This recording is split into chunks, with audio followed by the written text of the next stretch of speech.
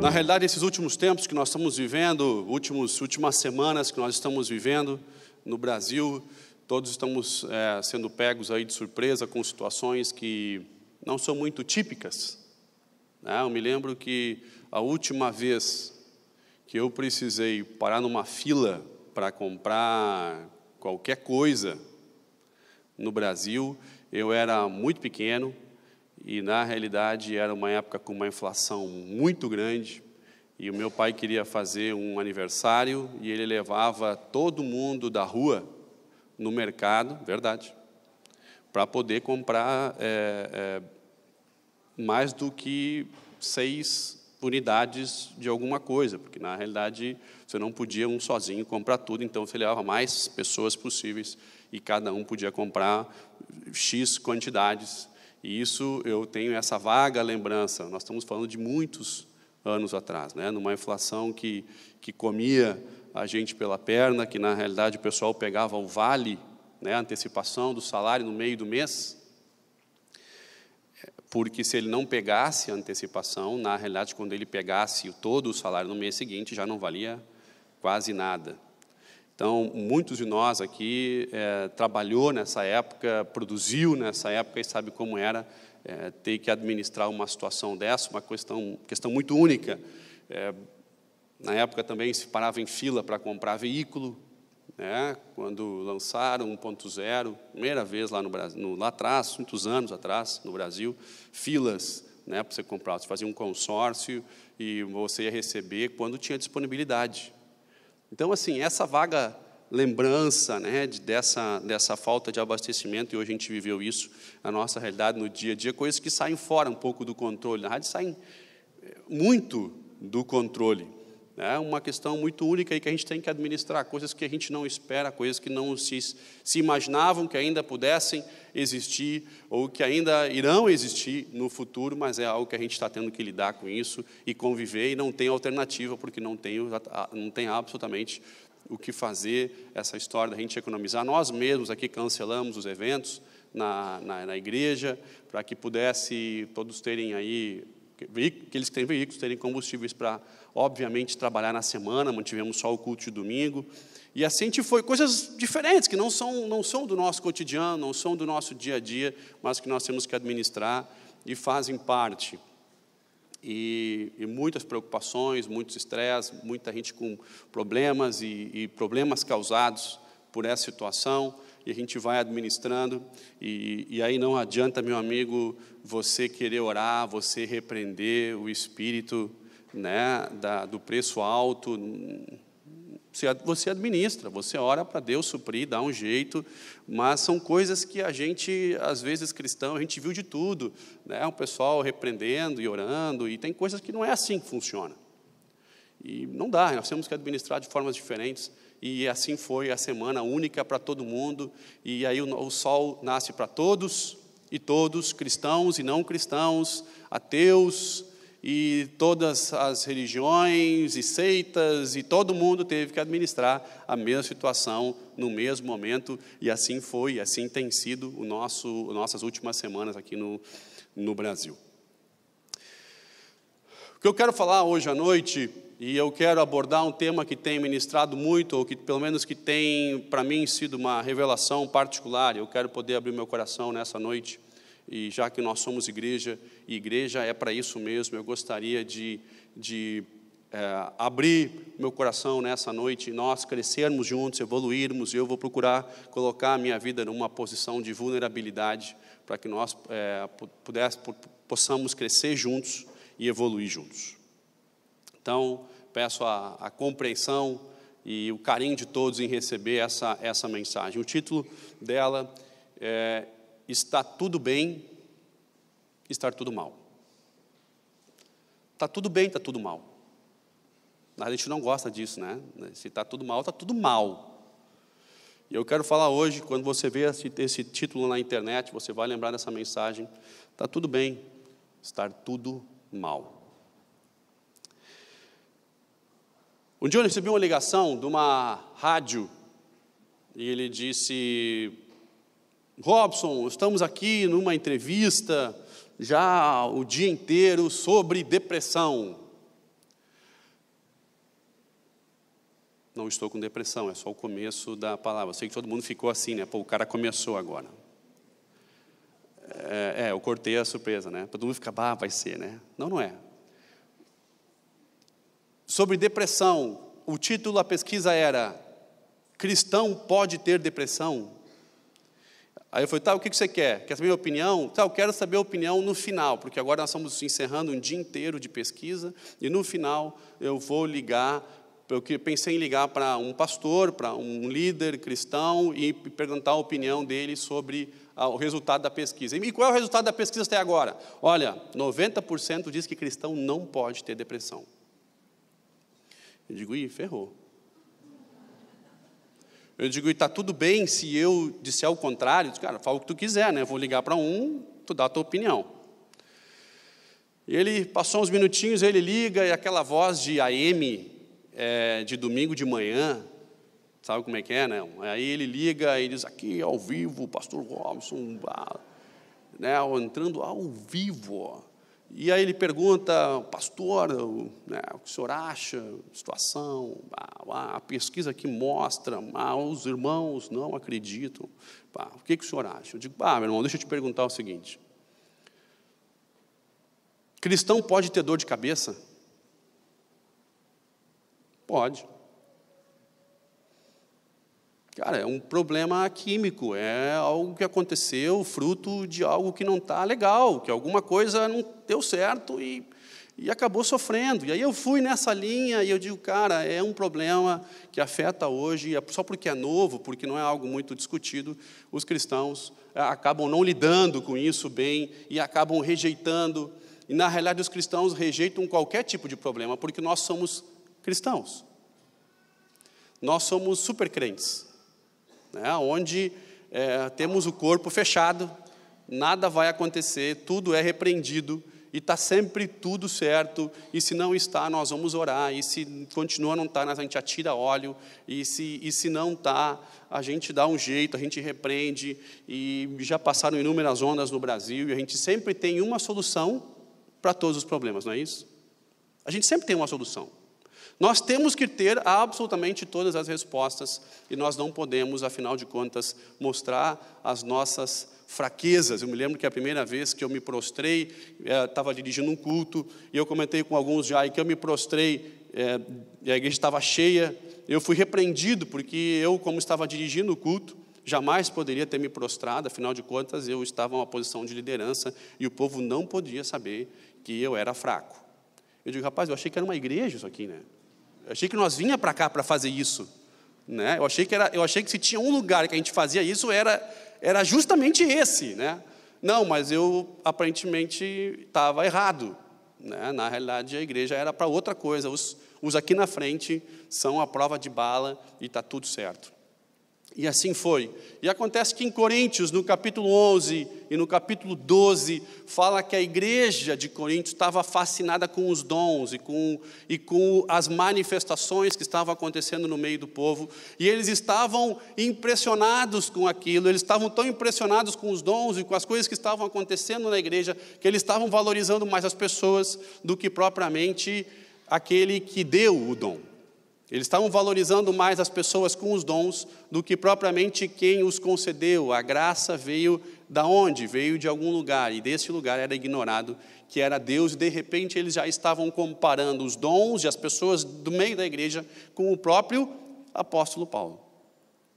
Logo, o apóstolo Paulo, que era o cara que os tinha ensinado, que os tinha ministrado, que os tinha cuidado, e o apóstolo Paulo, que estava tendo todo o trabalho, o cara que viveu experiências incríveis, era um cara que já era doutor na lei antes, e de repente aqueles que tinham os dons e que estavam se achando grande coisa, começaram até a se comparar com o próprio apóstolo Paulo, e o apóstolo Paulo tinha tudo para dar o carteiraço. Sabe o carteiraço, não? Eclesiástico. Aquele carteiraço, que eu disse, cara, deixa eu te mostrar as minhas credenciais. Eu sou o apóstolo Paulo. Fui eu que fui derrubado do cavalo, eu que tive que encontro com Deus, eu que matava os cristãos e hoje persigo Cristo e não persigo os cristãos. Hoje eu estou perseguindo ver a sua face, viver a essência. Enfim, ele tinha tudo para dar um carteiraço. Sabe o que ele resolve fazer? Ele resolve ser um cara extremamente vulnerável. E ele conta isso para a igreja de Coríntios, no capítulo 11. No capítulo 11, e o verso...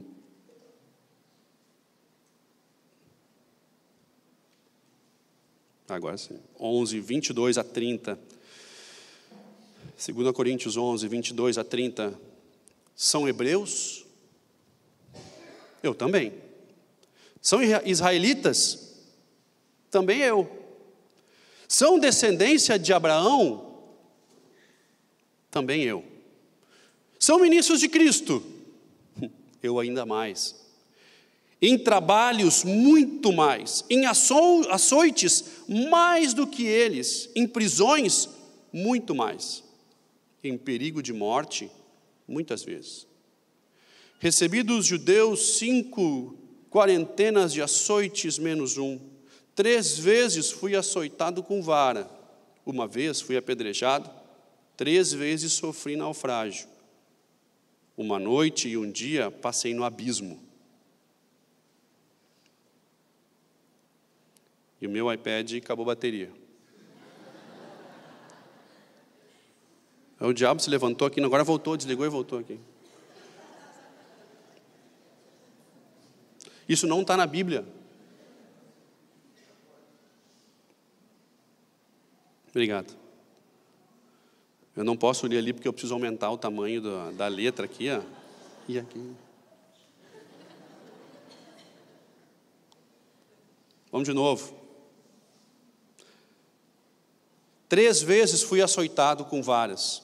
1 vez fui apedrejado. 3 vezes sofri naufrágio. 1 noite e 1 dia passei no abismo. Em viagens, muitas vezes, em perigos de rios, em perigos de salteadores, em perigos dos da minha nação, em perigos dos gentios, em perigos na cidade, em perigos no deserto, em perigos no mar, em perigos entre os falsos irmãos. Em trabalhos de fadiga, em vigília muitas vezes, em fome e sede, em jejum muitas vezes, em frio e nudez. Além das coisas exteriores, me oprime cada dia o cuidado de todas as igrejas. Quem enfraquece, que eu também não enfraqueça. Quem se escandaliza, que eu também não abrase. Se convém gloriar-me, gloriar-me-ei no que diz a respeito da minha fraqueza.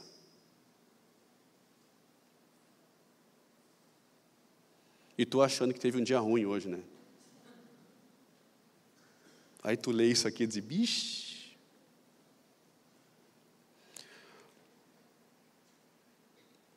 Ele compara a vida deles com a experiência dele.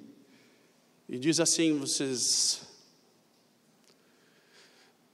fazem o que vocês quiserem, mas deixa eu dizer uma coisa, eu também sou de carne, também sou irmão deles, tenho a mesma nação, tenho a mesma descendência, também tive encontro com Cristo. Agora deixa eu dizer uma coisa, amigo.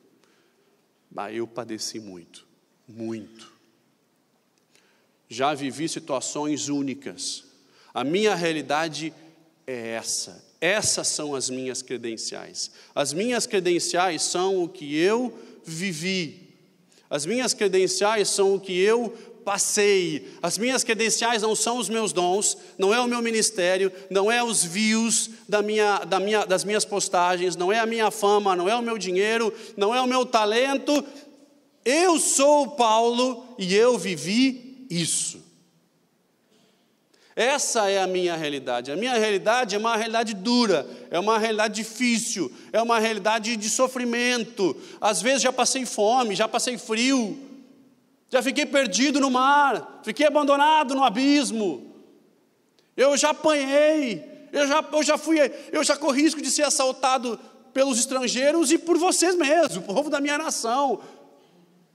E ele expõe as suas fraquezas e as suas dificuldades, ele é extremamente transparente, porque ele sabe que só tem uma coisa que pode tirar do diabo a confusão, que pode tirar do diabo toda a legalidade, que é justamente a transparência e a verdade. Conhecereis a verdade, e a verdade vos libertará. E ele diz, cara, se Cristo é a luz, eu vou botar luz nessa realidade, eu vou botar luz nessa história, e quando a gente bota luz, as trevas têm que sair. Nós ligamos uma luzinha pequena num quarto escuro, e as trevas saem.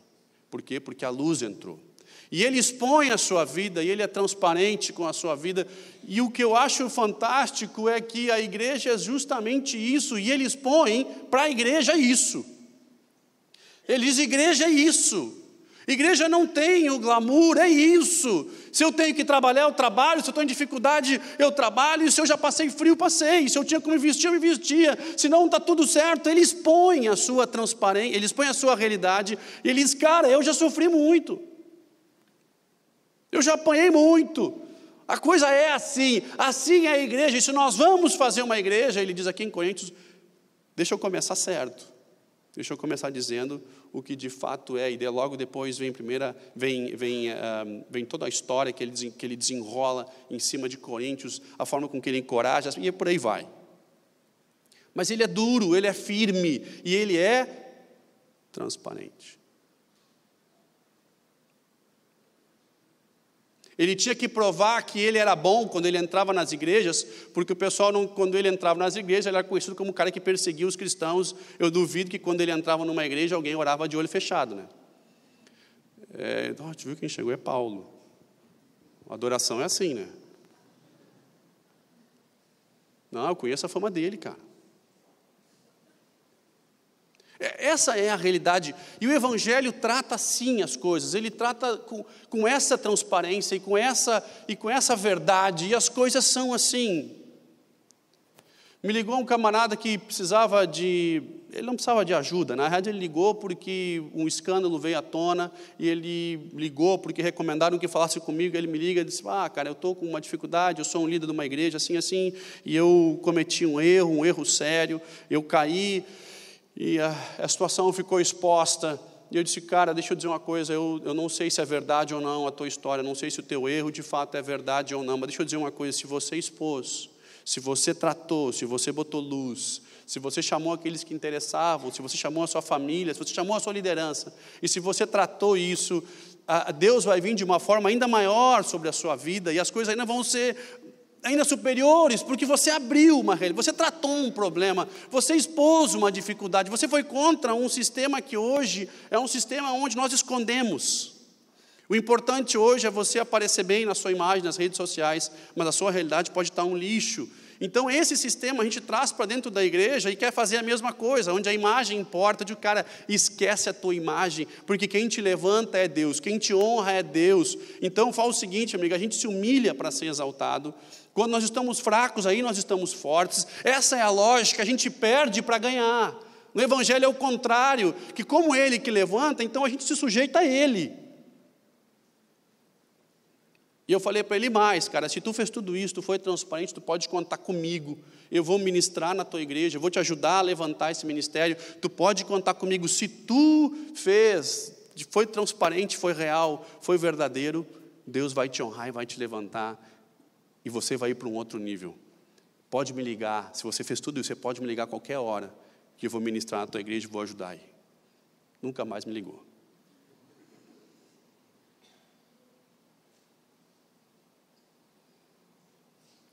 Teve um outro caso de alguém que nós amamos muito, e nós ficamos sabendo que ele também, um outro líder cristão de reputação, conhecido, e nós ficamos sabendo que ele estava com certa dificuldade, e nós procuramos, sentamos, ouvimos a história, ele chora, e aí, cara, tudo isso que aconteceu realmente é verdade, eu estou passando por inúmeras dificuldades, inúmeros problemas. Eu disse, cara, e como é que tu pretende tratar? Ele disse, não, eu não pretendo tratar. Eu não posso expor, porque isso vai causar inúmeros danos. Deixa eu te dizer, os danos causados pela falta de luz são muito maiores. Os danos causados pela falta de luz, dos nossos problemas, dos nossos conflitos, e das nossas dificuldades. Afinal de contas, isso aqui é uma igreja. Se Jesus diz e instruiu que aqui iriam se reunir aqueles que estavam em necessidade, afinal de contas, se nós estamos em necessidade, é aqui que nós mostramos as nossas feridas. Porque aqui é que as cicatrizes vão ser curadas. É assim que Jesus fez. Jesus, depois da cruz, de ser açoitado, de morrer na cruz, Ele é ressurreto e Ele volta em um corpo glorificado, mas uma coisa não muda no corpo glorificado de Jesus. Sabe o que é?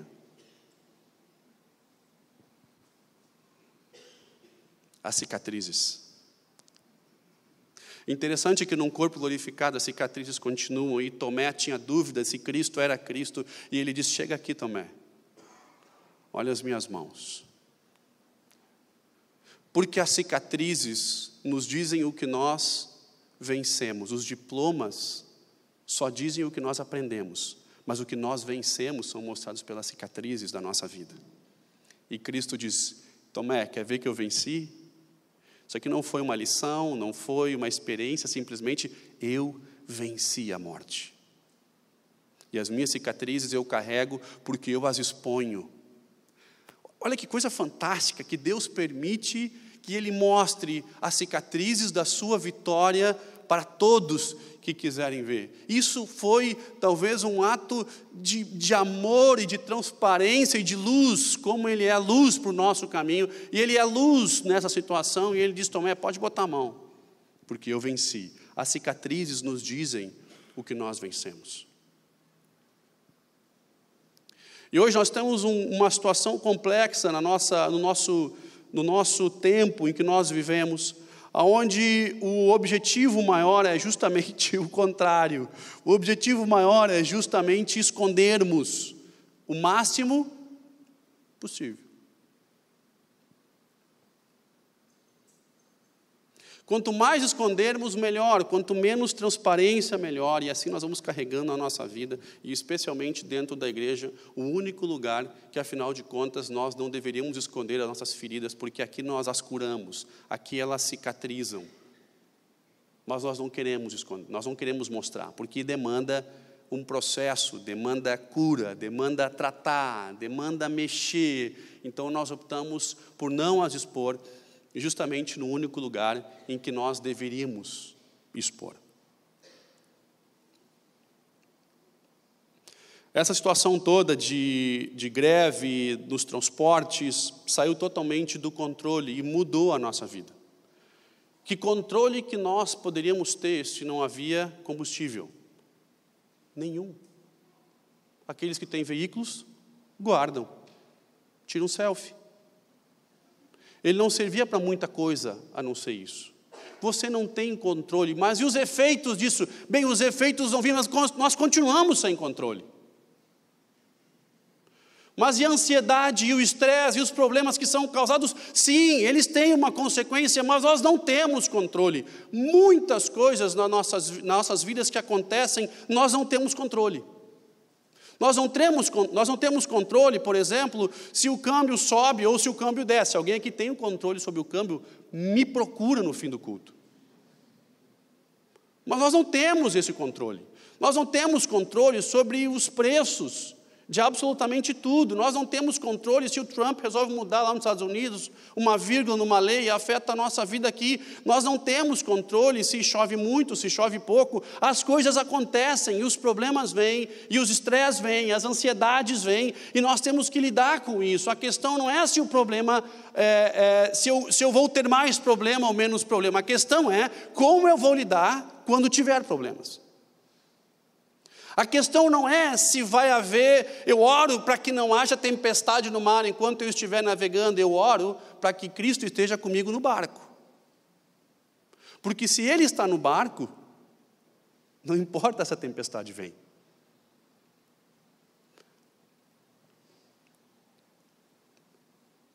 Nós temos que inverter um pouco a nossa forma de enxergar as coisas, porque nós temos uma utopia, eu tenho uma utopia, e eu imaginei por muito tempo, e eu já, graças ao papai querido, consegui superar essas coisas, mas eu por muito tempo tinha a utopia de chegar num momento da vida sem problema.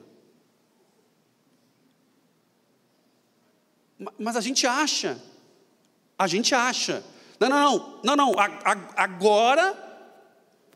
agora vai. Não, mais um pouco. Não, agora.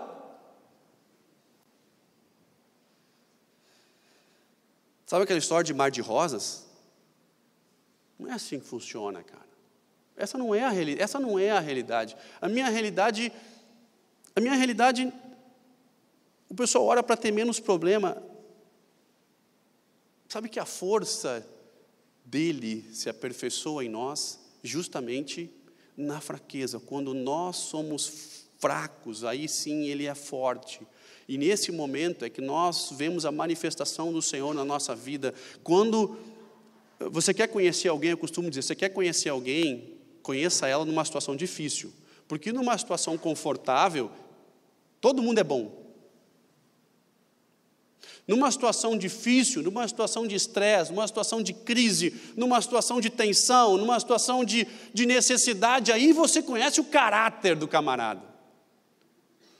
Porque ali ele está sendo forjado a testar os princípios e os valores dele, e ele tem que passar por esse fogo. É difícil e muito difícil. Se você quer conhecer alguém, conheça na dificuldade. Aí você vai ver quem é esse camarada que você anda, admira. É esse momento em que nós conhecemos as pessoas.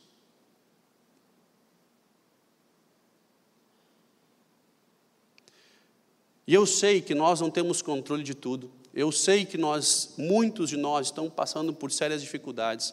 Eu sei que muitos de nós estão passando por conflitos, por estresse. Muitos de nós estão tendo que lidar com situações que nós não temos controle absolutamente nenhum, não é verdade? E todos estamos tendo que lidar com isso. Todos estamos tendo que viver com isso. Todos estamos tendo que confrontar isso, embora nós não queiramos, ou embora isso esteja realmente muito difícil, mas nós estamos tendo que lidar. Todos nós, nessas últimas semanas, tiveram que fazer coisas que jamais imaginaram que iam fazer.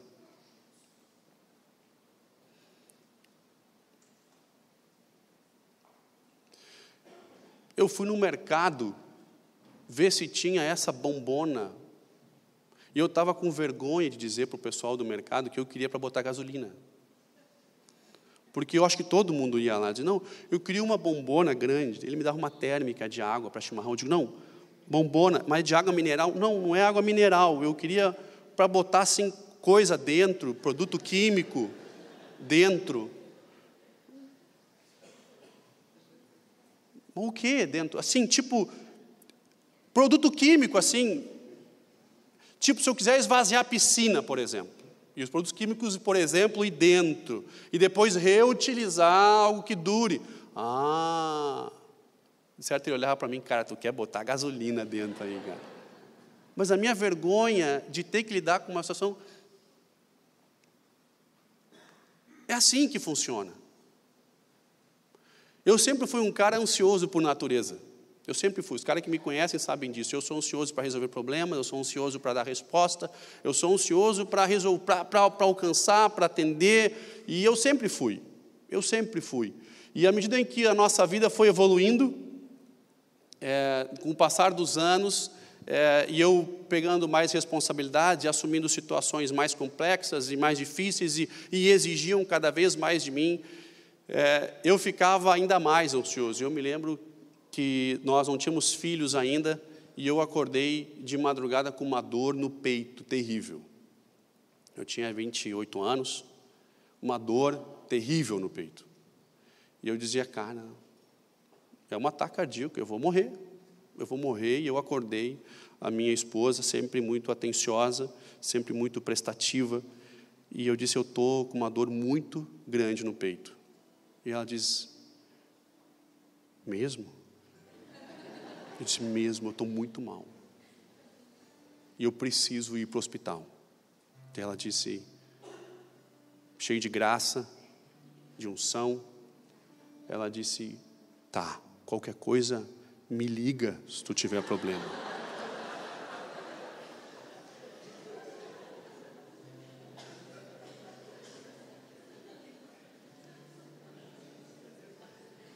Uma mão no peito e a outra fazendo as mudanças do carro.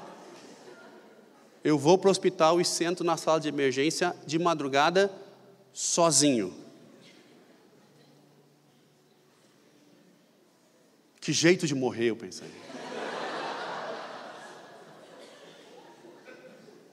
Que ela casou comigo para ficar com o apartamento. É o que eu pensava.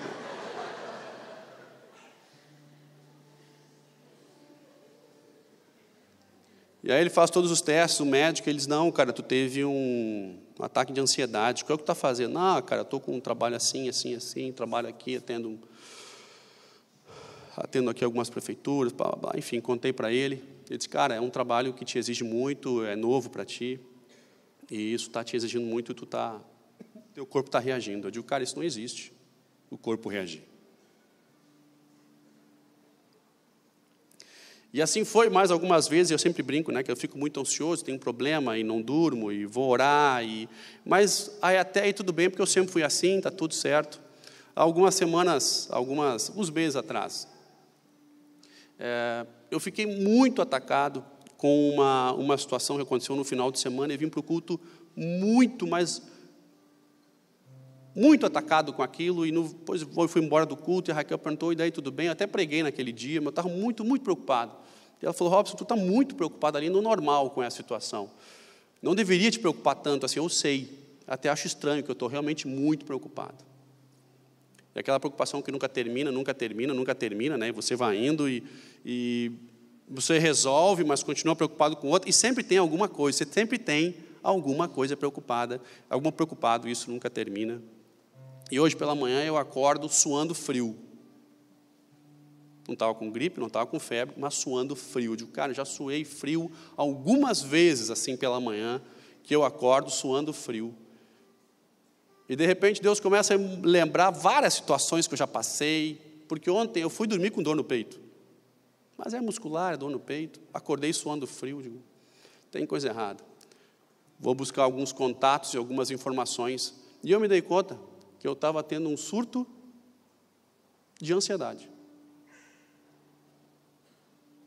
Eu digo, peraí, cara, eu resolvo o problema de um monte de gente. E eu estou tendo um surto, isso não existe, surto de ansiedade. Estou tendo um ataque de ansiedade aqui, que é diferente de ataque de pânico, que é diferente de depressão, que aí vai a coisa. Mas na realidade é isso, uma dor no peito, uma preocupação com muita coisa, que daqui a pouco passa, que daqui a pouco vem. Eu sou um cara que não toma remédio de jeito nenhum, me nego a tomar qualquer coisa. Nunca na minha vida, acho que vou tomar tanto maracujá, camomila, melissa. Se vocês acharem, vocês me avisem, eu vou tomar tudo isso aí. É possível nós estarmos numa situação assim, vivendo tudo que a gente já viveu com Deus, e vivendo tudo aquilo que a gente já experimentou, e vivendo um tempo maravilhoso como igreja, e vendo o Senhor mover, e poder estar aqui é um privilégio muito grande. E eu disse, Deus, eu vou pregar hoje, à noite, e eu acordei com um ataque de ansiedade. Sabe o que ele disse? Está tudo bem, estar tudo mal.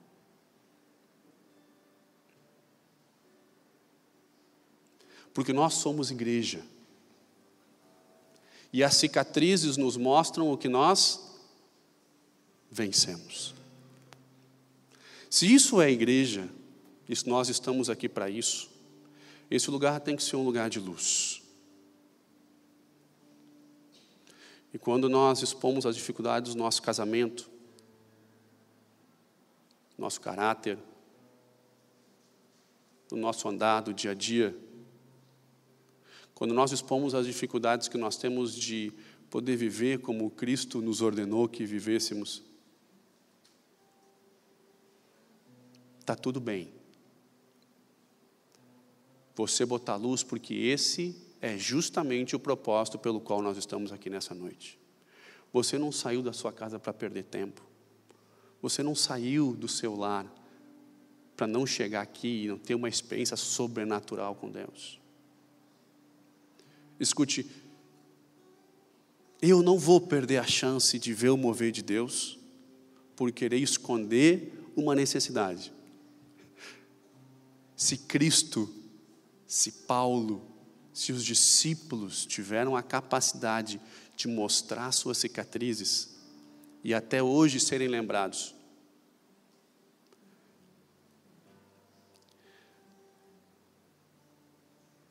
as pessoas perfeitas são admiradas, e é por isso que todo mundo quer esconder tudo, né?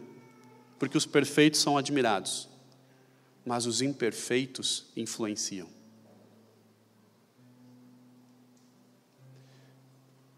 Há muitos anos, quando eu estava terminando a minha escola de ministérios, teve o líder na época, e hoje pastor do ministério Cat Tefallen da Nova Zelândia. E eu falei isso para ele o ano passado, quando eu encontrei. Eu disse, Stuart Allen,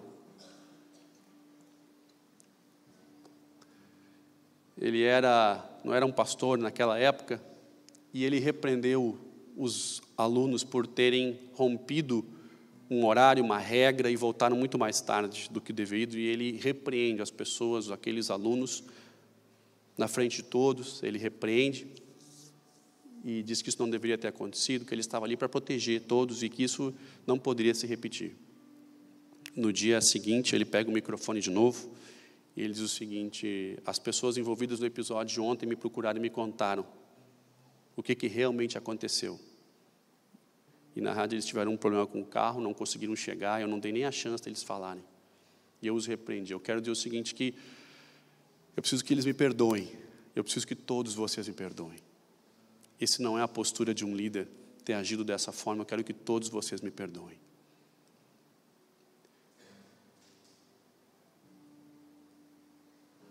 Talvez eu não vou, daqui a alguns anos, e já passaram-se tantos anos, lembrar de nenhum outro testemunho, nenhuma outra ministração daquela escola. Mas esse cara influenciou a minha vida. A ser extremamente transparente, viver exatamente a essência do Evangelho. E hoje ele tem uma influência como um amigo gigante sobre a minha vida, porque eu sei que ele é verdadeiro. O que nós temos que perguntar, nós, igreja do Senhor Jesus, especialmente nós que estamos aqui sentados, aqueles que estão nos assistindo, que acessaram justamente para assistir uma mensagem que talvez mudasse a sua vida, é: o que você quer fazer com o seu problema?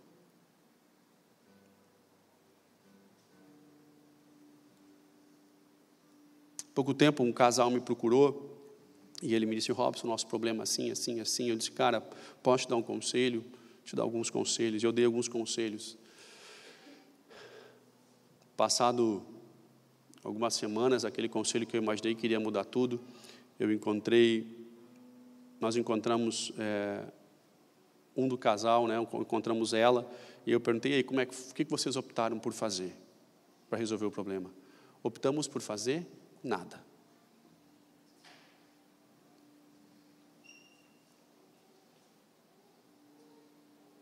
Nós estamos aqui para quê exatamente? Essa manifestação sobrenatural de Deus que vai acontecer na nossa vida, vai acontecer o dia que a gente chorar o nosso pecado.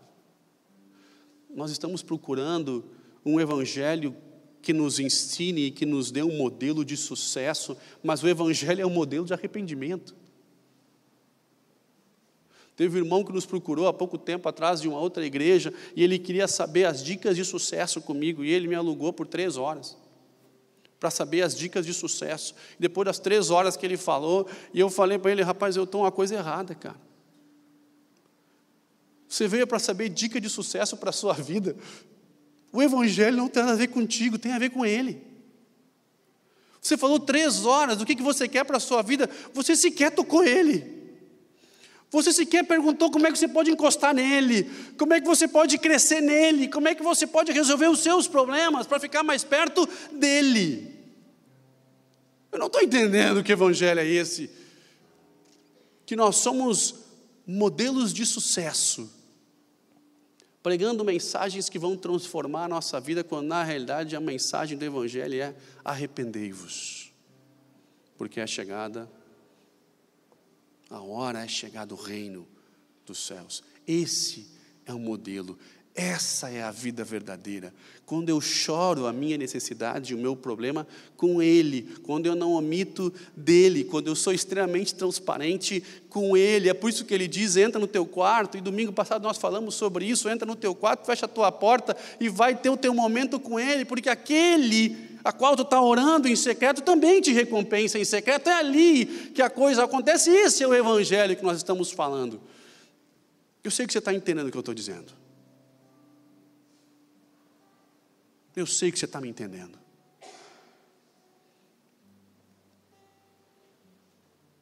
Nada disso aqui vale a pena. Nada disso aqui vale a pena. Se quando a tempestade bater no meu barco eu não tiver Ele junto. Nada do que nós estamos fazendo aqui vale a pena. Se você está aqui em busca de um sucesso pessoal, e não um relacionamento com Ele. Se todos os meus sonhos pessoais foram atingidos, não. Eles foram muito mais além do que eu imaginava. Porque toda vez que eu sonhava os sonhos dele, ele sonhava os meus.